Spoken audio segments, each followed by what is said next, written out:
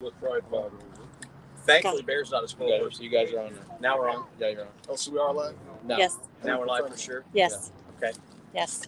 So Paul and I are going to chat for a minute while everybody gathers. I want to say, as we get started, first of all, I want to say thank you so much for everybody that's here this morning. I want to thank the California Southern Model Railroad Club for hosting us on the road trip. We have logged this trip now 3,600 miles. So I think this is about our 10th stop, and it's really great to be back in Southern California here with Paul, one of our founders. Mike's here, Joe's here, Michelle's here, and so is Charles. So we almost have the entire California team. I think Scott might show up a little bit later today. And Mike's giving us a little audio feedback. Yeah, thanks, Mike. It's the least I can do. Yeah, well, So I am about doing the least. So one of the things we always like to do today, normally we would be in Milwaukee, Wisconsin, and we would probably be seeing snow flurries about now. It is nice and hot here in Southern California. 90 degrees today. Yeah, 90 degrees. Dry heat, though, thank you. Yeah. That makes a difference. It does make a difference out here, trust me. So since we're not at Train Fest in Milwaukee this year, and we decided that as part of the road trip, we would end up at Paul's home club, which is the California Southern. And we've got an all-new locomotive announcement to unveil this morning. Something that Paul's been working on for a while, and a couple years now. Yeah, a couple years. You want to tell us a little bit, and Mike will pull out the samples. So I tell everybody what it is. Should we tell everybody? Nah, let's wait. Okay, that's all right. You're outnumbered here. Okay. You're outnumbered. Yeah, that's true. All right, go ahead, Paul. All right, so we got the samples coming up here. Mr. Alvaro, you bringing them out? Don't trip. Don't drop them, please. Whoop. These are the only ones we've got. So, excitement, please. Drum roll. Yeah. I'll take that one. Yep, got it. Yep. All right, so people can see on the people watching home, we got the EMD SD38-2. People are going, oh. I know they're excited. Yeah, well, yeah, they got to be excited. This is one of the, wasn't a big seller for EMD, but it's still an important part of the EMD product line, and it's for us, it's a natural extension of the SD40-2 project. I'm holding a Southern Pacific example here in my hand, and any of the local fans will know the SD30-2 is called West Colton Yard their home for pretty much their entire careers, and there are fixtures here locally. Neat locomotives. Basically, like I said, it's an extension of the SD40-2 project. Basically it shares the same basic platform, the same mechanism, trucks, gearbox, frame, but all new body shell, all new components.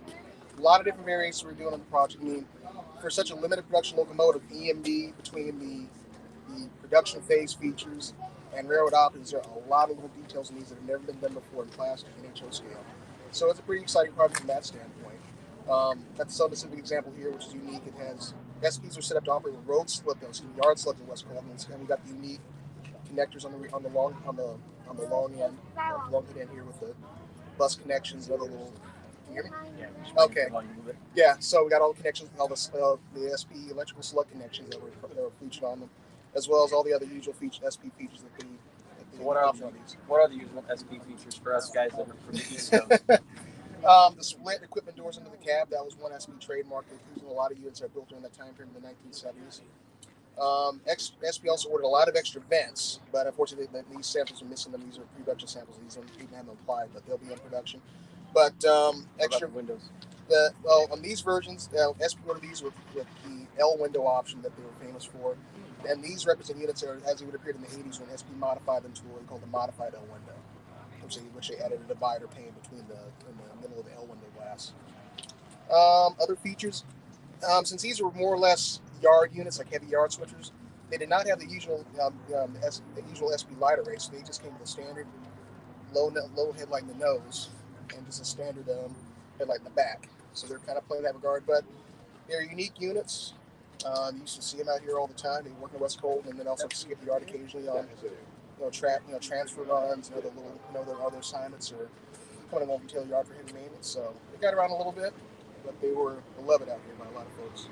All right, so we got SP. What else do we have? Well, you got the EJ sample you're holding, Elgin, Joliet, and Eastern, and this is in their famous bicentennial paint scheme. Very colorful scheme, and EJ&E, heavy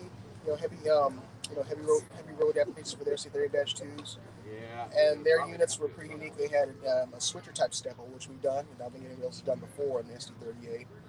And of course, all the other usual details. Got triple clasp, triple clasped brake cylinder trucks, 3,600-gallon fuel tank. All-weather window. All-weather windows on both sides. It's a Saturn brand strobe light on the top of the cab. Operating. Which is operable, yeah. It's operating. 81-inch low nose, and this very, very sharp bicentennial paint scheme. One of the things I noted is it's kind of hard to see, but on the fuel tank and on the air cylinders, there's actually printing. Yeah. And the air cylinders, actually, if you look, that printing is on the curve. Yeah. So it makes it really unique. Yeah, it's the spirit of 76. So it's. And then for EJ&E fans, we're doing also the standard paint scheme? Yes, we're also doing standard orange from the same roughly the same time era that road reviews 1970s, early 80s. Okay. What are the road names in this round? Other road names include we've got the SP, EJ&E Bicentennial. We've got Louisville and Nashville. They're the original owner. I'm trying to think who else. And the gray and yellow, right? Yeah, gray and yellow. Frisco. Yeah, Frisco. We're doing all 4 Frisco units, both with or without dynamics. That they're with Tulsa Hump. Charles, what else? BC Hydro. BC Hydro in yellow. Yankeetown Dock. And Yankeetown Docks, including the Can Do America scene, which is a very, very sharp looking scene. We're looking forward to the samples in that one. So these are up on our website now, and we're taking pre-orders as well as on our website, as well as retailers, select retailers.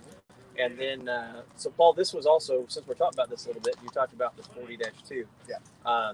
One of the things that happened alongside this project is a lot of 40-2 changes that are coming up. Oh, yeah. Do we want to give folks a little preview of what to expect starting next year? A lot of SD40-2s. We know the 40-2 when we first came out with it about, 45 years ago now? It's been a little while. Would have been 2016. Yeah, so it's been a while, but yeah, since then. 15, actually. Yeah, almost 6 years.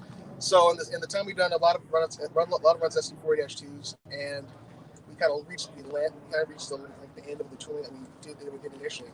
And over the past few years, we've done a lot more tooling for that 40-2 project. So there's a lot of variations coming. We've had a lot of requests for things like EPSD40Ns, a lot of requests for growing different iterations. Oh man, there's Illinois Central with the Oscitrol light. Yeah, Illinois Central Oscitrol lights. We've got Santa Fe, multiple variations, beyond the snoots. We've got Santa Fe with Oscitrol lights coming. Just a lot of versions that have never been done before by anyone that we're really excited to introduce. And in fact, I think there'll be a few surprises going into the door. We have people going, whoa, you guys actually did one of these. So a lot to expect on the 40-2 line coming up in the next year. That has definitely not been forgotten. They are coming. And just very exciting times with the product development here with a lot of new stuff that's in the pipeline. Awesome. So we're here at the California Southern Model Railroad Club, and if you're in the Southern California area, we'll be here until 6 o'clock tonight. And then tell us a little bit about the club too. This is your home club, and you've been a member for a long time. And tell folks what to expect when they come out and see the railroad. Yeah, I've been a member here for about 25 years now, and time flies. I joined up when I first got out of high school, and all my coworkers, and a guy named John, worked at the local hobby shop I used to work at. He introduced me to the club, and I've been here ever since. We've been here. The club's been here about 1980, 84, and so long-standing club. We started building this new layout, which is basically we call mushroom design, some years back, and a lot of progress has been made on it, and the layout's fully operable, both levels. So there's a lot to see inside. It's about 25 by 20 by. 25.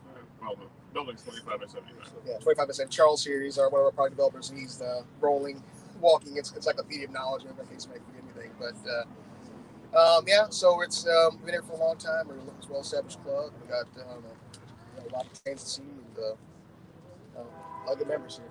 We got a real horn. Yeah, perfect timing. Yeah, there's a branch on there's EP branch that runs behind the club here, and they've got a local or a Swiss shop that's coming out right now. So lots of occasionally real train, and lots of model trains we've seen come down to California. So. All right. Well, Paul, thank you so much for an overview on the SD38-2. For complete details, visit our website at scaletrains.com. There should be an image up pretty quickly on the homepage, and you'll be able to click on that image and take you to all the road names we're offering, all the paint schemes, and there is an absolute ton of detail. The product development team's worked really hard on the railroad road number and era-specific detail. And if you're in Southern California, there's still plenty of time to get out today and see us here at the California Southern. Yep, we'll be also here tomorrow. Oh, yeah, that's right. The open house continues tomorrow. Scale Trains won't be here tomorrow, but the open house definitely continues. So if you don't make it today, come out and see the railroad. And thank you so much for tuning in. And take care, and God bless. Take care. Thank you. Good job. All right. Are we clear?